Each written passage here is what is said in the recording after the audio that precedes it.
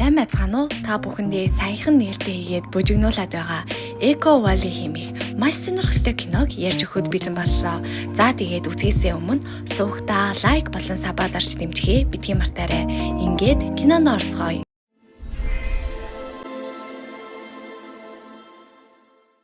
Киноны үйл явдал ферм дээрээ ганцаар амьдардаг өрх толгойсон ээж Кейтийг харуулж буйгаар эхэлдэг. Тэрээр өглөө бүр адуугаа арчлахдаа талигаж болсон амаргийнхаа дуу хоолойн бичлэгийг сонсож хамтдаа өнгөрүүлсэн нандин дурсамжуудаа эргэн санана. Нэгэн өглөө түүнийг жихвчээ зүүн ажиллаа хийж байтал барилгын ажилтан ирж фермийнхэн дээвэр цөмөрснийг хэлээд засварт нь $9,000 шаардлагатайг дуулгав. Ингээд мөнгөний дутагдалд орсон Кейт хуучин нөхөр дээр очиж мөнгө зээлхийг гуйна. Нөхөр нь түүний бизнес ашиггүй байдгийг мэдэгч дурамжхан түүнд чек бичиж өгдөг. Мөн Кейт түүнээс охин Клэрийнхээ сургийг асуухад нөхөр нь өнгөрсөн 7 хоногт бас л мөнгө нэхэж ирсэн. Харин би татгалцсан. Чи тэр охиныг мөнгөөрөө юу хийдгийг нь мэдсээр байж хүссэн болгоныг нь өч дэндүү эрхлүүлдэг хэмээн хатуухан өгс чулуудаад авдаг. Дараа нь Кейт гэртээ иргэн ирэхэд охин Клэр нь нүд галтрам доройцсон байдалтай огтов. Гэсэн ч төрсөн ээж нь л юм болохоор охиноо чангаыг чинь тэрвэн хичнээн их санснаа хэрнэ. Харин Клэр ээжигээ тоосон шинжгүй мессежээ шалгах хэрэгтэй байна гэд iPad-ыг нь шүүрэн авдаг. Тэрээр найз залуу Райн болон бусад найз нартайгаа далайн эрэгт амьдардаг байснаа мөн Райнтай муудалцсны улмаас уцаа далайд шидүүлснээ ярина. Үүнийхээ хариуд өс санаж Райны эд зүйлсийг гүүрэн доогуур хайсан гэдгээ хэлв. Үүнийг сонсон Кейт ч тэдний харилцааг токсик гэж үзээд салахыг зөвлөдөг. Тэр шөнө хаалга тохиршоход Клэрийн найз залуу Райн ирсэн. Дотор нь бэлэн мөнгө хагас килограмм хар тамхи байсан цүнхээ нэхэж гарав. Харин Клэр хаана байгааг нь мэдэхгүй хэмээн гүрийхэд Райн түүнд би хар тамхины 8-нд чамайг цүнхийг минь хулгайсан гэд хэлчихсэн. Одоо тэр чамайг олохоор ирж яваа шүү хэмээн сүрдүүлв. Үүнийг мэдсэн Кейт ч охиноосоо юу болоод байгааг асууж шалгаатал Клэр Райнтай хамт гараад явчихдаг. Шүн дунд Кейт зочны өрөөнөөс чимээ гарч байгааг сонсоод очтол охин нь хар тамхи хэдрүүлэх хэрэгснээс болж татаж унсан байдалтай байх ба тэрээр охиноо арай хийн орон дээр нь хөвтүүлв. Маргааш нь Кейт охиныхоо сэтгэл санааг засах гээд багада хамт очдог байсан нуурлууга дагуулж очин усанд сэлж их үрийн холбоогоороо нэгээ аргадана. Маргааш нь Клэрийг хөгжим сонсоод хөвтөж байтал Райны яриад байсан өнөө хар тамхины 8 болох Джеки ирж бараагаа нэхэж эхлэхэд Райн ч түүний машинд айсан байдалтай сууж байлаа. Джеки бараагаа нэхэн Клэрийг өшөглөж зодож гарна. Харин Райн түүнийг болиулахыг оролцсон ч Джеки хариуд нь түүнийг ч мөн зодож орхив. Дараа нь Джеки Клэрийг газарт дарж хөвтүүлээд биед нь зүй бусаар хурж эхлэхэд гэрийн нохойч уурлаж хуцдаг. Энэ чимээг сонсон Кейт ч яаран гарч ирээд охин дээр нь танихгүй итгээд гарсан байгаа хараад түүнээс хол бай хэмээн хашгирав. Мөн Кейт охиноо ямар буруу зүйл хийснийг асуухад Джеки чиний охин миний юмыг хулгайсан. Одоо манай хамтрагчид бараагаа нэхэж намайг шахаж байна. Эсвэл хар тамхиг минь буцааж өг, эсвэл мөнгийг нь түл хэмээн шаарддаг. Үүнээс хэд хоногийн дараа Кейт дэлгүүр явчаад гэртээ иртэл охин нь дахин Райнтай хамт байхыг хараад ихэд уур нь хүрдэг.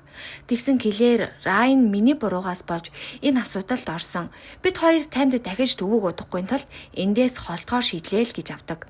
Харин Кейт тэднийг дахин хар тамхиал хэрэглэх гэж байгааг нь ойлгож хэрэг тунгоо нь хэтрүүлвэл уух эмч санал болгодог. Гэтэл Клэр тоосон ч шинжгүй ээжээсээ мөнгө өгөхийг шаардахад энэ удаад Кейт дургуйсан өрөөндөө гүйн ороод хаалгаа дотроос нь төгччихдэг. Өөрийнх нь шаардлагыг биелүүлээгүүд ууралсан Клэр аимшигтай арга сэтэж ээждээ хэрвээ та гарч ирж мөнгө өгөхгүй бол би нохоогч нь эргэж гэрээ олж чадгааргүй хол аваачиж хаяна. Тэгээд өсөж өгөх болно хэмээн сүрдүүлв. Ингээд Кейт ч аргаа баран яаран доош бууж нохоогоо хамгаалах тэр үед нь Клэр гэж нэг үнэн даварсан гар ээжигээ хазаад үстээд бүр толгойг нь ханан савж идэг шүү. Аз болж өнөөх Райн нь гарч ирж Клэрийг арай гэж л нэг юм салгаж авдаг. Маргааш нь Кейтийн хуучны найз Джесси ирж түүнтэй уулзсан сэтгэлийг нь засаж ажлаа хийгдэн туслана. Мөн оройн тэд хамтдаа дарас ууж Кейт ч багч болов сэтгэлээ сэргээж залуу насандаа эргэж очисон юм шиг л болдог. За гэтэл удалгүй Клэр дахиад л битүү цусанд хутгалсан байдалтай гэртээ ирж ээжээсээ тусламж гуйхад манай Кейт ч хөөрхий охиндоо хитрхи их хайртай учир түүнийг хэрхэвч түлхэж чадсангүй юу болсныг асуув. Клэр Киллер хариуд нь аялалд явж байгаад Райныг хадан зохионоос түлхчихсэн. Тэгээд тэр газар дээрээ нас барчихлаа хэмээн хэлв. Ингээд Кейт цагдаа дуудсан эсгийг нь асуухад Киллер үгүй гэж хариулаад түүнийг санаатаагаар түлхсэн гэдгээ ч хүлээдэг. Үүнийг сонсон Кейт сандран охиндоо хувцас тайлж өгөхийг мөн өөрийг нь эрдэл өрөөнөөсөө гарахгүй байхыг тушаана. Дараа нь тэр байн гочдог нуур руу зүглэж Райны утсыг хагаж хаяад цогцыг нь завинд ачин нуурын гол хэсэг рүү явв. Цогцонд нь хүнд зүйл бэхлэн усан живүүлэх гэж байтал эрэг дээр тоглож байсан хүүхдүүдийн буудуулсан салиуд түүнийг зочоож завин хөмрөх төхөн. Гэсэн ч тэр завийнхаа тэнцвэрийг олж цогцыг нуурын гүн рүү живүүлж чаддаг. Өглөө нь Кэт машинаа сайдар цэвэрлэж хувцас солиод усанд орж биеэ ариутгана. Энэ явдал тэдний харилцааг сайжруулна гэж найдсан Кэт охиндоо цагдаа ирвэл хэрхэн мэдүүлэг өгөх талаар зааварлаж үгээ тохируулв. Дараа нь тэр хэргийн уул мөр болох хувцас шатаалаа. Киллер ээжээсээ цогцыг хаана нусныг асуухад Кэт байн гочдог нуурныхаа голд хайсан хэмээн хэлтэл. Үүнийг сонсон Киллер зочирдон сандарч яагаад тийм амархан олдог газар хайсныг асуув. Кэт ч хариуд нь шүн орой болсон байсан болохоор надад бодох завч байсангүй. Би зүгээр л хамгийн зөв гэж бодсон зүйлээ л хийсэн гэдгээ тайлбарладаг. Хэсэг хугацааны дараа Кейт гал тогоондоо ажиллаа хийж байтал Киллер айд сандарсан байдалтай гүйн орж ирнэ. Тэрээр Жеки толгойд минь буу тулгаад мөнгөө нин даруй авчирж өг. Эсвэл чамайг ална гэсэн хэмээн уйлагнана. Кейт ч түүнээс хэдий хэр үртэйг нь асуухад Киллер $10,000 гэдгээ ч хэлв. Охиныхаа амь насыг аврахын тулд Кейт фермэд засуулахаар хуучин нөхрөөсөө авсан $9,000 чекийг бэлэн мөнгө болгоод Жекид аваачиж өгнө. Тэгээд түүнд хандан дахиж хизээч миний охины ойр орчимд болон миний газар нутагт хөл тавьж болохгүй шүү гэдгийг ч хатуу анхаарууллаа. Харин Жеки явахдаа Киллер шиг ийм адгийн шаартай байх ямар хэцүү байдаг болоо. Байнга л араас нь цэвэрлэж явах юм да хэмээн дохуурхан хэлээд одно. Ингээд бүх асуудал дууслаа. Охин нь ухаан орж амьдрал нь жигдэрнэ гэж найдсан Кейт түүнийг дуудахаар өрөөнд нь ортол өнөөх нь аль хэдийнэ гараад явчихсан байдаг. Кейт ч гинэт охин нь өмнө нь өөрийнх нь iPad-аар мессежүүдээ шалгаж байсныг санаж iPad-аа ашиглан Киллерийн утасны байршлыг мөрдөж эхэлнэ. Тэрээр байршлын дагуу очиход охин нь хин нэгэнтэй уулзаж байгааг харна. Хэн болохыг нь харахаар ойртох үед түүнийг зочролд оруулсан зүйл бол охиных нь үгсэн гэж хэлээд өөрийг нь алуурчин болгосон найз залуу Райн нь амьд сэрүүн цогсож байх нь тэр. Райн ч Кейтийг хармагцаа яаран машиндаа гүйн орж Киллерт ээжийг нь ирснийг сандрангуй дуулгана. Удалгүй Кейт араас нь гүйцэн ирж машины хаалганаас чанга хигчин зураад охиноосоо чи миний гараар хиний цогцыг нууранд хавьяаснаа хэлээд өгөөч хэмээн цөхрөнгөө баран уйлан гуйлаа. Гэвч Киллер ганц ч үг дуурсангүй.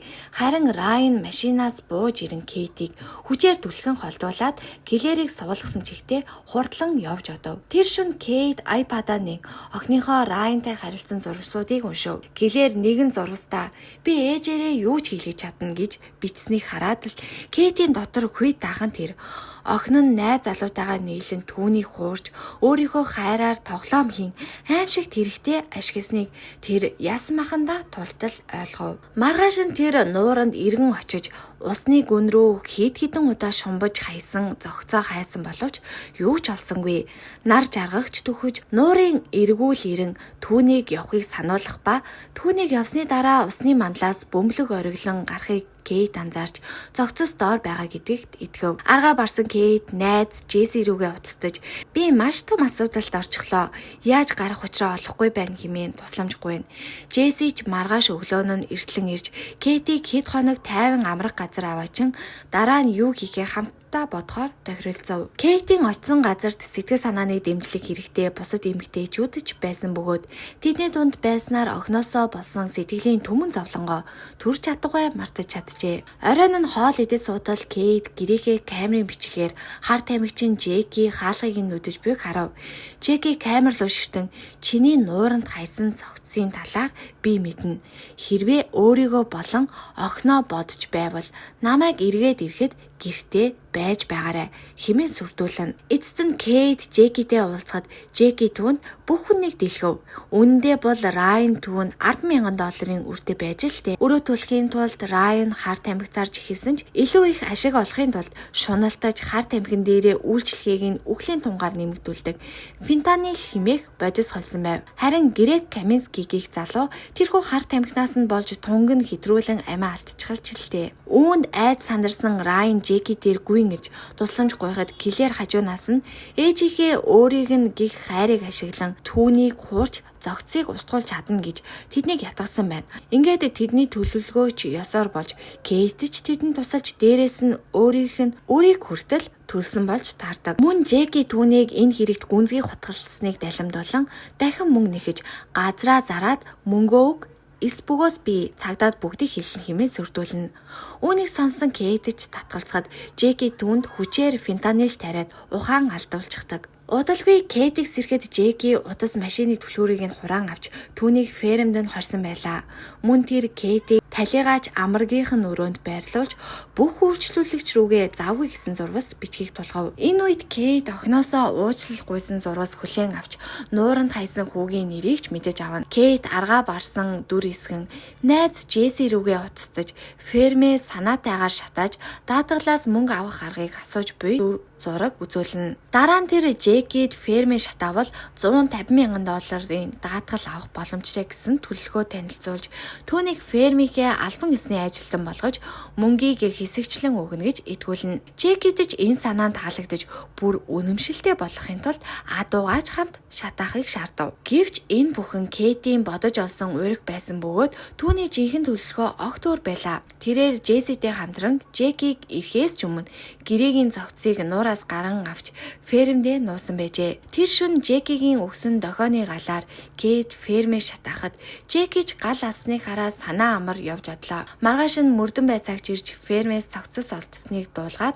галыг санаатаа тавьсныг нотлох дохионы галын үлдэгдэл олдсыг хэлв. Кейт байцаалтад дуудагдж Жекийг онгоцонд суухын өмнө баримжсныг мэднэ. Жекигийн байцаалтын үеэр цагдаа нар түүнд фермээс цалин авсан банкны хулгайг нь үзүүлж мөн түүнийг дэлгүүрээс дохионы гал худалдаж авч буй бичлэгийг нотлох баримт болгоно. Ингээд өөрөө бүх хэргийн эзэн болж урхинд орсноо ойлгосон Жеки эрүүл ухаанаа алдтал уурлан хашгирч эхэлсэн ч цагдаа нар түүнийг барьж авдаг. Үүний дараа Кейт цагдаагийн газраас гарч түүнийг хүлээж байсан үнэнч найз Джессигийн хамт явж одно. Киноны төгсгөлд Кейтийн амьдрал сэргэн шатсан фермээ дахин барьж байгаа нь харагдана. Энэ үед тэрээр охиноосоо та намайг уучлах уу гэсэн зурвас хүлээн авдаг. Эцэст нь хар тамхины хамаарлаас гарч эвдэрч сүйцэн амьдралаа зэгцэлэхээр шийдсэн Клэр ээжтэйгээ эргэн уулзгаар гэрийнхээ зүг чиглэж буйгаар энэхүү кино маань төгсөж байна. За ингээд кино таалагдсан бол манайхан сувгата лайк болон subscribe дарж дэмжгээ бидгийн мартаарай.